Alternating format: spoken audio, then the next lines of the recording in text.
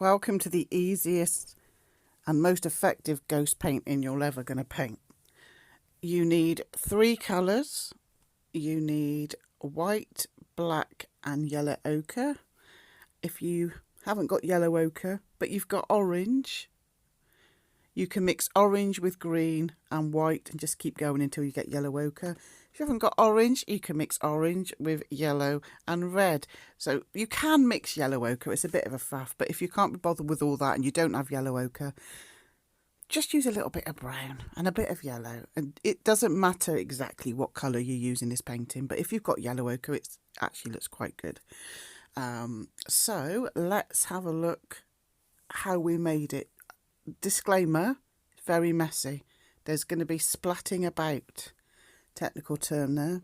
So make sure, if you care, to protect your clothes and your surfaces. I didn't care, so I'm just made a mess. So I used A4 watercolour paper because it's sturdier with watery paint. If you've got a bit of card, that's fine. If you've just got some cartridge paper, that's fine. Maybe stick the edges down just to keep it a little bit flatter when you're painting it though. So what do? As you can see here, I've got a chisel brush. It doesn't matter what shape brush you've got. It's biggish, and I've got the black and the yellow ochre just on the brush in a kind of messy way, and I'm splatting. I'm not really painting, so I'm just kind of putting the paint on the top. I'm kind of tapping it and moving the paint around, getting a bit more water, moving it around, because I don't want it to look like, you know, when you're painting, I can't really explain. I'm putting the paint on the top and moving it around rather than painting it. I hope you can see what I mean by that. And looks really horrible, doesn't it? Looks absolutely horrible, but it's what we want for our spooky forest. So trust the process and just get that paint on there, and splat it about. It's almost like you're trying to make it look like nobody's been near it with a paintbrush. You don't want to see any paint lines, if that makes sense. So yeah, do that to start with.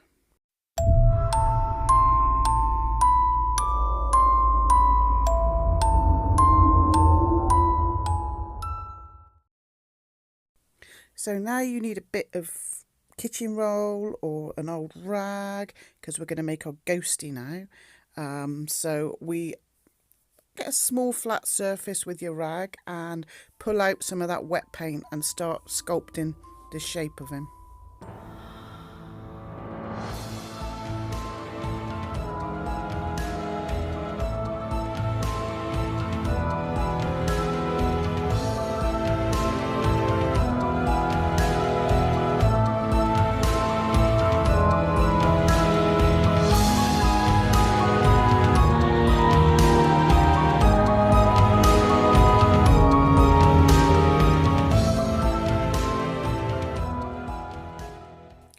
And when you're happy with the shape of him, you know, keep some shadows in, so he's slightly a little bit of shadow on the right.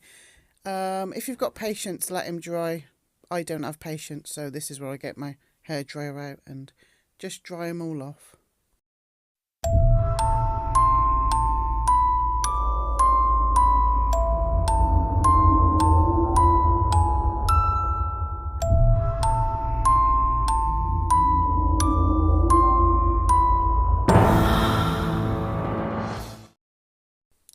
And if you think he needs a little bit more definition, just get a bit of your paint and don't paint, just kind of place paint, just to define him, just to define his shape a little bit more. And you can always go in with a bit more water and spread the paint out. Like I say, you don't want it to look like a painting. You just want to make it look like marks that kind of got there by themselves. You might want to use your tissue here, or yeah, just a bit of water and just splodge him out just to define him.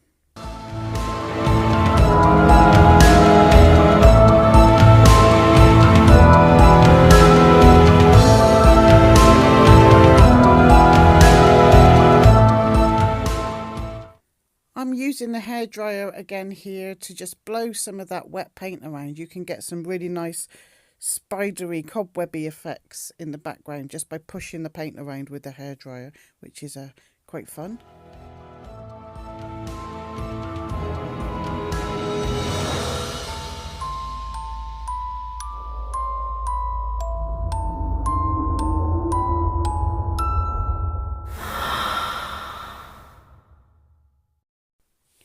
So get your white now, and watery, very watery. Again, don't paint, because we want the watery paint to be movable, so we don't want it to really sink in to the paper, really, if you understand what I mean. So we're going to be placing like we did before, just like placing it on. That was too dry, so put a bit more water, because I want it to be movable. And a bit transparent, so kind of defining it, but just not really painting, just sort of placing the water on there. Tip your paper upside down, tip it sideways, let it run, put a bit more water on, let it run again, and if it goes out of the edges of your ghost, don't forget you can just dab it off with some tissue paper. This is transparent watery paint that we're using now. Move it around, get the hairdryer out, make it spindly, make it ghosty and etheric, you know what I mean.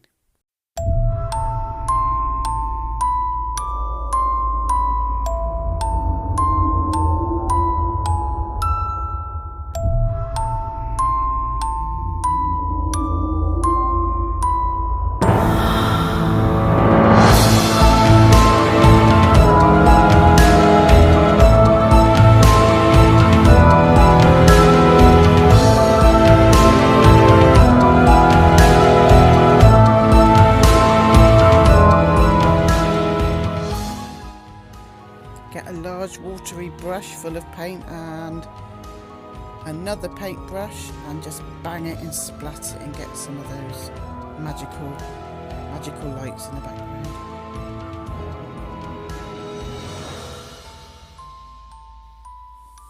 And either wait for him to dry or use a hairdryer.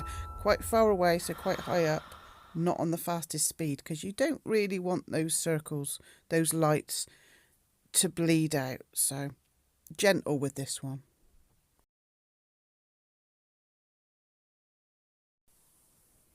And once this stage is nice and dry, you need some black paint and a nice thin detail brush, just to paint him in some eyes.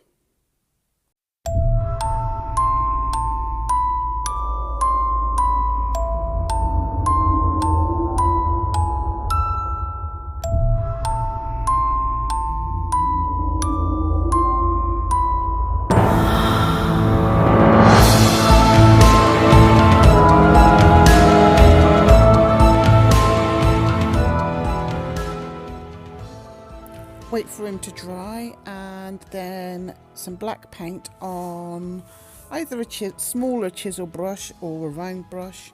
We're going to put the forest in now. So nice and loose, don't be thinking detailed trees, we just want some straight lines up, 2 or 3 of those, and then some loose branches, nice and confident. Be confident with it. Don't think, oh my goodness, I've got to paint every single detail of the tree. No, we're suggesting a tree. So just a few spindly lines, a few going up, and then a few for the branches, but in a confident way.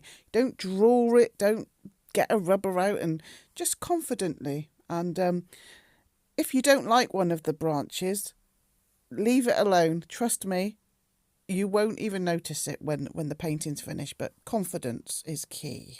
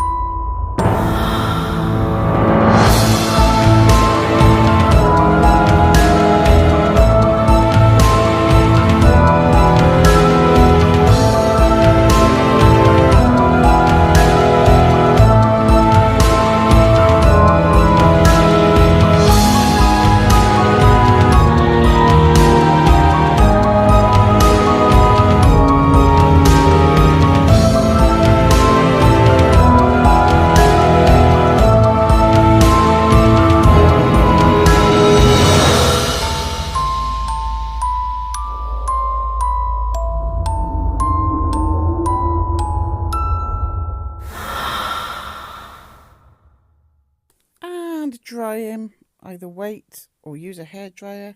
And we're going to do some 2 paintbrush splatting again, but use a smaller brush this time because we want tiny little lights. We want tiny little, just like almost like little fireflies in a magical forest, and tap it over your ghost. And here he is, and I think he's absolutely brilliant. That took me 20 minutes, all in all, from start to finish. Hairdryers help to speed the process up. But be confident. No rubbers, no pencils. Be confident. Have confidence in the lines, and if you don't like them, ignore them. Don't go trying to paint over them. You'll make a big soggy mess. Confidence, and yeah, I hope you enjoy it. Let me have a look. Send it to me if you're proud of it. Email in liz@aol.com.